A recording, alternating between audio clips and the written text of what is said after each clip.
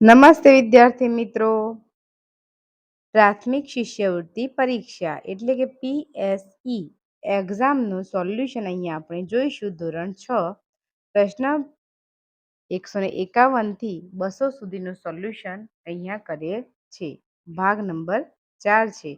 ભાગ નંબર 1, ભાગ નંબર 2 અને ભાગ નંબર 3 ની અંદર PSCના પેપરનું સોલ્યુશન મૂકેલ છે. જે વિદ્યાર્થી મિત્રોને આ ભાગ જોવાના બાકી હોય તેમને નીચેના ડિસ્ક્રિપ્શન બોક્સની અંદર તેની લિંક આપવામાં આવેલ છે. તેના આધારે પેપરનું સોલ્યુશન જોઈ શકો છો.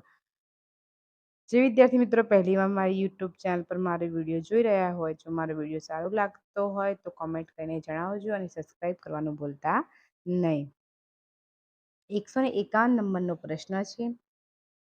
તમારા મમ્મી એટલે કે માતાના ભાભી તમને શું થાય?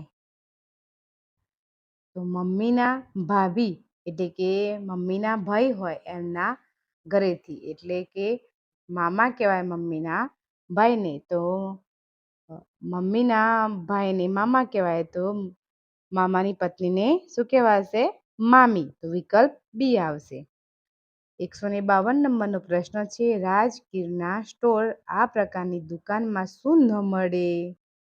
તો વિદ્યાર્થી મિત્રો તે કરિયાણાની દુકાન કહેવાય. કિરાણા સ્ટોર લખેલ છે એટલે ત્યાં ઘી, ગોળ અને તેલ મળે છે, પરંતુ શું ના મળે? મોહનથાળ ન મળે. વિકલ્પ સી આવશે તેમાં. 153 નંબરનો પ્રશ્ન છે. અલગ પડતું શોધો. તો ઓળંબો, લેલું, તગારું, વીંધણું. તો આની અંદરથી ઓળંબો, લેલું અને તગારું આ ત્રણેય જે શબ્દો છે તે ત્રણેય શબ્દોના અર્થ આપણે સમજીએ તો આ કડિયા કામ કરવામાં ઓળંબાની જરૂર પડે છે. લેલું અને તગારું એટલે કે આ કડિયા કામમાં લોકો આ વસ્તુનો ઉપયોગ કરે છે. જ્યારે વીંધણું એ અલગ પડતો શબ્દ આવશે એટલે વિકલ્પ ડી.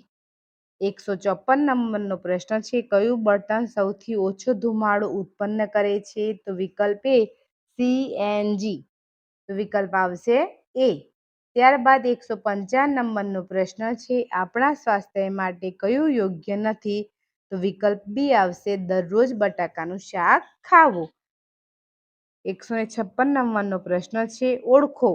મરેલા જીવ ખાય, ગંદકી સાફ કરે, ઊંચી આબમાં ઉડે, પક્ષીઓનો રાજા. તો તેનો જવાબ આવશે વિકલ્પ એ ગીધ. 157 નંબરનો પ્રશ્ન છે. રણ પ્રદેશમાં રહેતા લોકો કયા પ્રકારના ઘરમાં રહે છે? તો તેની અંદર વિકલ્પ આવશે બી ભૂંગો. 158 નંબરનો પ્રશ્ન છે. RWH એટલે કે રેઇન વોટર હાર્વેસ્ટિંગ શું છે? તો વરસાદી પાણીનો સંગ્રહ. વિકલ્પ એ આવશે તેની અંદર. 159 નંબરનો પ્રશ્ન છે. જે રેલવે સ્ટેશનથી આગળ જવા માટે 2 કે તેથી વધારે રેલવે માર્ગ છૂટા પડે તેને શું કહેવાય? તો તેમાં આવશે વિકલ્પ એ યાર્ડ. 160 નંબરનો પ્રશ્ન. મીઠું પકવનારને શું કહેવાય? વિકલ્પ સી અગરિયો. 161 નંબર ઉપર છે. કઈ બાબત ઓછું પ્રદૂષણ કરે છે? વિકલ્પ સી ઇલેક્ટ્રિક કાર. ત્યારબાદ અલગ પડતો શબ્દ શોધો. તો તેની અંદર વિકલ્પ બી આવશે છાપો. કારણ કે ચોપડી, પુસ્તક અને સામાયિક ત્રણેય દેખાવમાં એક સરખા હોય છે, તેની અંદર પત્તા હોય છે, એટલા માટે છાપું અલગ પડતો શબ્દ આવશે. 163 નંબર ઉપર છે. નીચેના પૈકી કયું પાત્ર રામાયણમાં આવે છે? તો વિકલ્પ ડી કૌશલ્યા માતા. 164 નંબર પર છે. તમારા ઘરમાં પાણીનો નળ બગડ્યો હોય તો કોને બોલાવશો? તેની અંદર આવશે વિકલ્પ સી પ્લમ્બર. 165 નંબર છે. તેની અંદર પ્રશ્ન છે. અમદાવાદ શહેરમાં કઈ નદી પસાર થાય છે? સાબરમતી. ભગવાન શ્રી રામનો જન્મ ક્યાં થયો હતો? અયોધ્યા. કોરોના ખાલી જગ્યા દ્વારા સંક્રમિત થતો રોગ છે, તો વાયરસ આવશે. વિકલ્પ બી.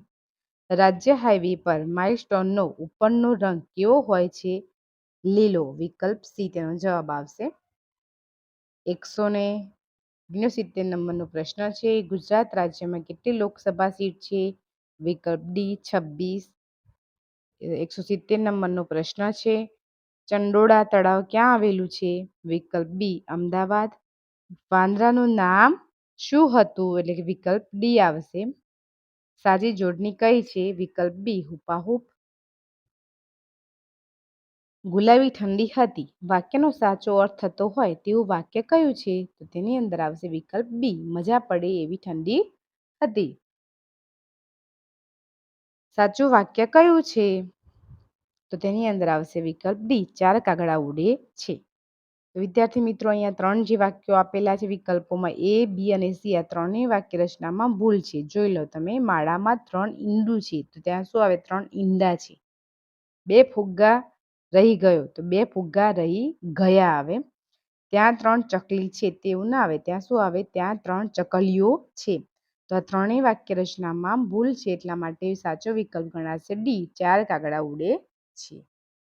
175 નંબરનો પ્રશ્ન છે આપેલા શબ્દોમાં સાચો શબ્દ કયો છે? વિકલ્પ બી ઉદ્દમ. ત્યારબાદ 176 નંબરનો પ્રશ્ન જોઈશું. તેની અંદર છે નીચેનામાંથી કોણ પોતાનું ઘર બનાવે છે? તો તેની અંદર આવશે વિકલ્પ સી કબૂતર. કીડીને કેટલા પગ હોય છે? તો તેની અંદર આવશે વિકલ્પ બી 6 પગ હોય છે. કીડીને કેટલા પગ હોય છે વિદ્યાર્થી મિત્રો? 6 પગ હોય છે. ત્યારબાદ છે 178 નંબરનો પ્રશ્ન. અમે ધૂળ બનીને ઉડી રહ્યા સૌની આંખમાં જઈને ભળી રહ્યા. વિકલ્પ સી. સાચો વિકલ્પ શોધો. તેની અંદર આવશે વિકલ્પ એ આદયા બરાબર આધ્યા. તો વિદ્યાર્થી મિત્રો તેમાં વિકલ્પ એ આવશે.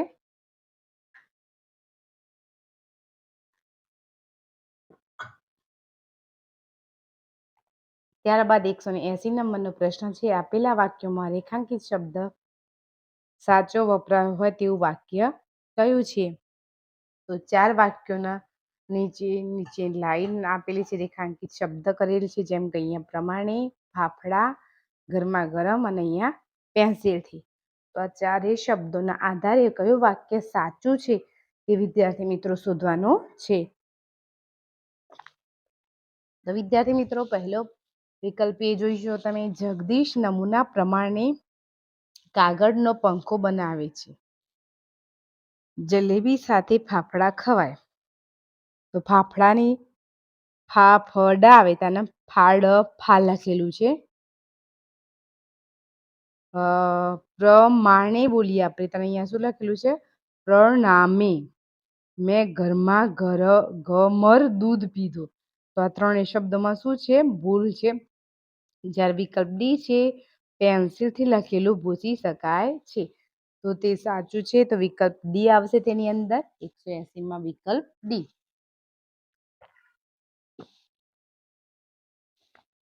181 નંબરનો પ્રશ્ન છે જ્ઞાન શક્તિ રેસિડેન્સી સ્કૂલમાં પ્રવેશ મેળવવા માટે શું કરવું પડે?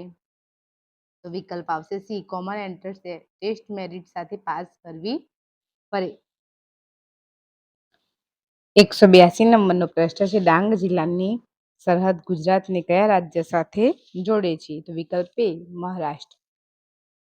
183 નંબરનો પ્રશ્ન છે નીચેના પૈકી કેન્દ્ર શાસિત પ્રદેશ કયો છે? વિકલ્પ બી દીવ. સરકારી પ્રાથમિક શાળામાં દર માસે પાઠ્યપુસ્તક મંડળ દ્વારા પ્રકાશિત કયું માસિક આવે છે? વિકલ્પ એ જીવન શિક્ષણ. 185 નંબરનો પ્રશ્ન છે દર વર્ષે ઉનાળુ વેકેશન પછી શાળા શરૂ થાય ત્યારે કયો ઉત્સવ મનાવવામાં આવે છે? વિકલ્પ એ પ્રવેશ ઉત્સવ. 186 નંબરનો પ્રશ્ન ગુજરાતમાં કાળિયા માટેનું અભયારણ્ય ક્યાં આવેલું છે? વિકલ્પ ડી આવશે વેળાવદર.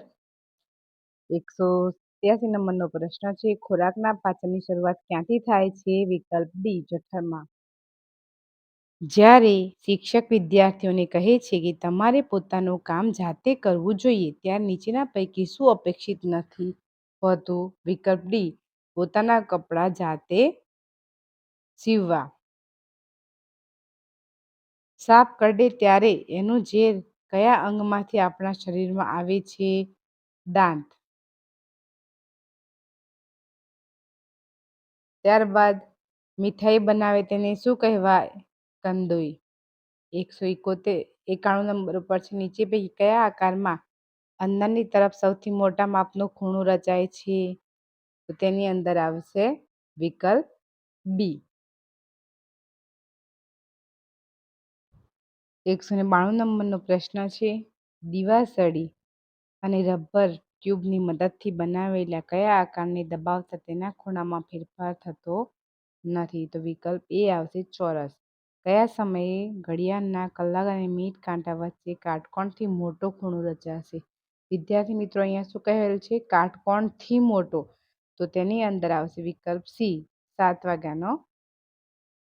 7 વાગ્યે જ્યારે ઘડિયાળમાં 7 વાગેલા હોય તો નાનો કાંટો 7 ઉપર હોય છે, જ્યારે મોટો કાંટો 12 ઉપર હોય છે, ત્યારે કાટકોણથી મોટો ખૂણો રચાય છે ત્યાં આગળ. તે વખતે વિદ્યાર્થી મિત્રો તમારે યાદ કરી લેવાનું કે આ રીતે ઘડિયાળ છે, 12 વાગે અહીંયા છે, અહીંયા 6 વાગ્યા તો અહીંયા 7 આવશે, અહીંયા 1 આવશે ને અહીંયા થોડે દૂર 3 આવશે, વચ્ચે 2 આવશે. તો આપણી જોડે સમય જે કીધું છે 1 વાગ્યાનો સમય કીધું છે, બીજો એક સમય છે 11 વાગ્યાનો અને 3 વાગ્યાનો અને 7 વાગ્યાનો. તો બધા કરતાં તમે 7 વાગ્યાનો સમય જોઈ શકો છો. તેની અંદર કાટકોણ કરતાં વધારે મોટો ખૂણો રચાય છે. આ રીતે દોરી સમજી અને પછી પ્રશ્નનો જવાબ આપવાનો રહેશે. તો વિદ્યાર્થી મિત્રો, અહીંયા આપણે કયો સમય લખીશું? તો આની અંદર આપણે લખીશું 7 વાગ્યાનો સમય. કેટલા વાગ્યાનો સમય? 7 વાગ્યાનો. ત્યારબાદ 194 નંબરનો પ્રશ્ન, કોના પગની છાપનું ક્ષેત્રફળ સૌથી વધુ હોય છે? વિકલ્પ એ, બતક. કયા શબ્દને અડધો આંટો ફેરવતા એનો એ શબ્દ બનશે? તેની આગળ આવશે વિકલ્પ બી, નૂન. 196 નંબરનો પ્રશ્ન છે, 3 અને 6 નો સૌથી નાનો સામાન્ય ગુણક કયો છે? 3. 197 નંબરનો પ્રશ્ન છે, 40 અને 60નો મોટામાં મોટો સામાન્ય અવયવ કયો છે? 20. 198 નંબરનો પ્રશ્ન છે, તેની અંદર આપણે જોઈ શકીએ છીએ 75, 108 અને 35 આપેલા છે. આ બાજુ 35, 75 આપેલા છે, તો 108 બાકી રહે છે. તો વિકલ્પમાં ખાલી જગ્યામાં શું આવશે? વિકલ્પ સી, 108. મને ઓળખો, હું 4ના 10 ગણાની મોટી અને 5ના 10 ગણાથી નાની સંખ્યા છું. મારો દશકનો અંક એકમના અંક કરતાં 2 ઓછો છે. મારા બંને અંકોનો સરવાળો 10 છે. તો શું આવશે ત્યાં આગળ? વિકલ્પ ડી, 46. 200 નંબરનો પ્રશ્ન છે, 2 સેન્ટીમીટર બરાબર 1 કિલોમીટર પ્રમાણ માપ ધરાવતા નકશા ઉપર 2 સ્થળો વચ્ચે 14 સેન્ટીમીટર અંતર હોય તો જમીન ઉપર તે બંને સ્થળો વચ્ચેનું અંતર કેટલું હોય? તો વિકલ્પ સી, 7 કિલોમીટર. વિદ્યાર્થી મિત્રો, મારો વિડીયો તમને સારું લાગતો હોય તો લાઈક, શેર અને કોમેન્ટ કરવાનું ભૂલતા નહીં. જે વિદ્યાર્થી મિત્રો મારી યુટ્યુબ પર ચેનલ પર મારો વિડીયો જોવે છે પરંતુ સબસ્ક્રાઈબ કરવાનું રહી જાય છે, તે વિદ્યાર્થી મિત્રો મારી ચેનલને ચોક્કસથી સબસ્ક્રાઈબ કરવાનું ભૂલતા નહીં, જેથી અવનવા વિડીયો લઈને આવું તેમનું નોટિફિકેશન તમને મળતું રહે. આવજો.